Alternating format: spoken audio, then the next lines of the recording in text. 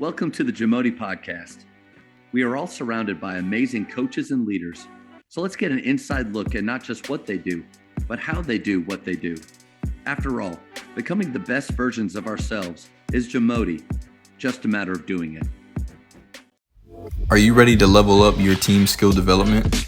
Well, Ballology is here to support you in driving accountability and skill development. The Ballology app is more than just tracking. It's a resource for enhancing skills, knowledge, and mindset across your program. Join coaches all across the country using Ballology to simplify training and empower your athletes. Let's build consistency, accountability, and skill development together. You just mentioned, I think, a huge piece of being emotionally attached. Coach, easier said than done to detach from that. So what's your advice to coaches? Gosh, that's a great question. I would say this. Usually, and like you said, we get caught in doing things the way we've always done it.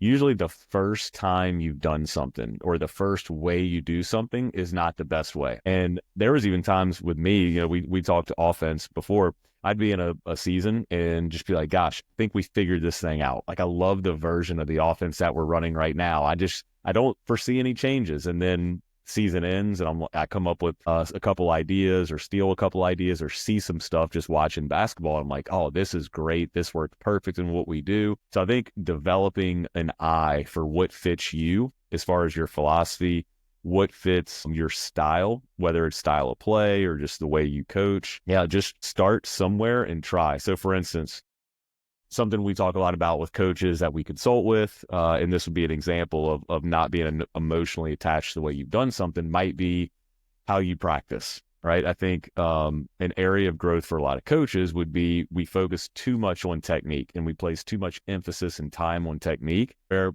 what if we just could come up with one way where we start with less technique and you can always go backwards and teach technique if needed. So where I would offer a piece of advice to a coach is the next time you're teaching something, try to start on second base with it instead of first base and just see. Sometimes you might not need first base.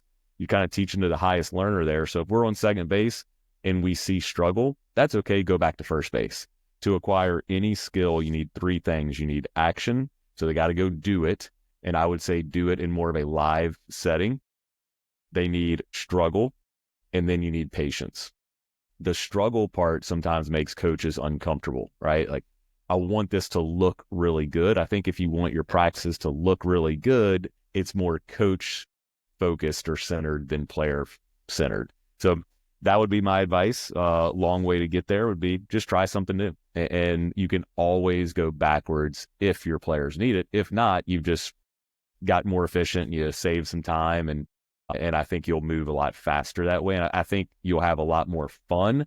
Resist the urge to say, well, like, we have to do this stuff because, this is boring or this is a drill, but we just have to do it before we move on.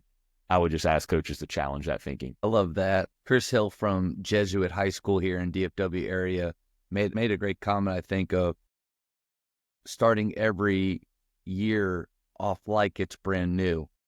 And it makes sense. It's a new season, new team, new school year. Guys graduate, new freshmen come up, new guys come. But how often do we actually make an extension of the previous year? We're just moving practice plans over, copy and paste. We're flowing right from the spring through the summer to the fall, and there's no break or feel of evaluation.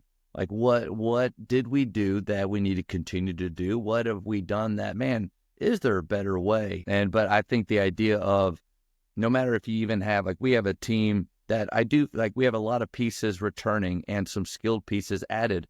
And the feeling is for me, can we just push forward ahead? And maybe that's right. But the whole idea is this year's different from last, whether offensively, defensively, what you want to do. I think the emotions tied to it is I've felt or seen so much success and fun from players in the past that let me just replicate that right now. John Beck, and to your other point of making things live, John Beck had a great point. He just said, whatever you do, add defense to it. Just add defense to it. So, Coach, and he said that, and then immediately went to 2 weeks ago when we're starting to put in our flow or those concepts. And All right, alley, slice, 2-on-0. Let's Brunson get shots up. And if you were to walk in and look, you'd be like, okay, man, look, the organization's great. Like the technique looks pretty strong.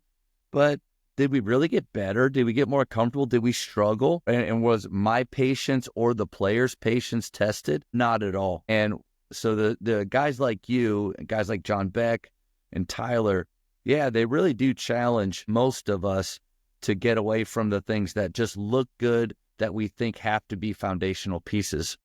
Yeah. We would always say reads first, technique second. So if I walked into a workout and the sole purpose for a player was just to get shots up, right? This is like a rest day or this is an additional workout. We don't want to physically tax this player, but we want a lot of block shooting. That's fine. What I would do, and when I worked with, when I do work, and when I was at the college level and was working with my players outside of practice, and the goal was to get block shooting or just a lot of volume shooting, we would do that, but I would just have a hint of a read out there. So I would tell the player, let's work on shooting off a ball screen when defense goes under, right? And I would say, all right, I'm going to set the ball screen for you. I want you to come off, and I don't like doing this, but like picture the defense going under, right? There's no read here, but I would say come off and shoot.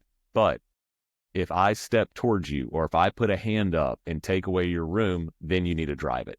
And of 10 reps, I would probably give them 8 or 9 shots, but just having that in the back of their mind of I'm coming off this ball screen and I don't know if this is going to be a shot or not.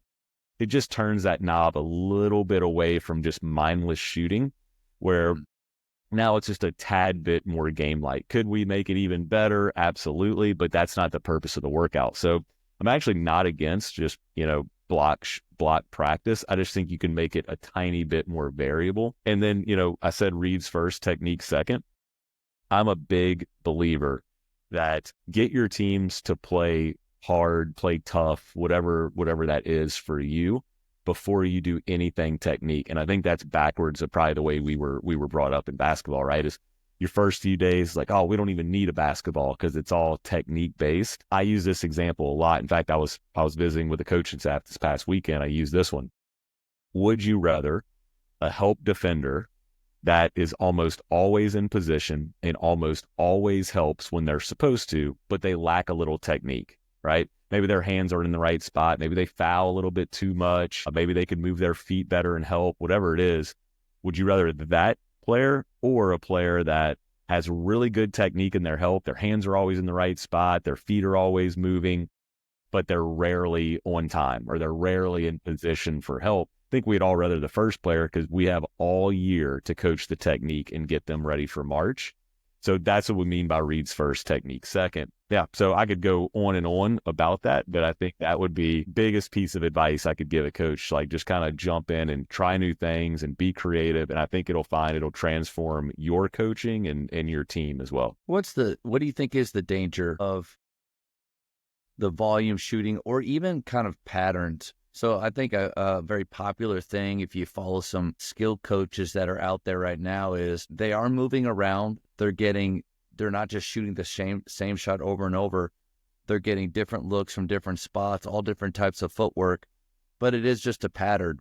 And I guess maybe sometimes I see that there is some type of game element of make 5 out of 6, something that adds a little bit of pressure to make it a little bit more real.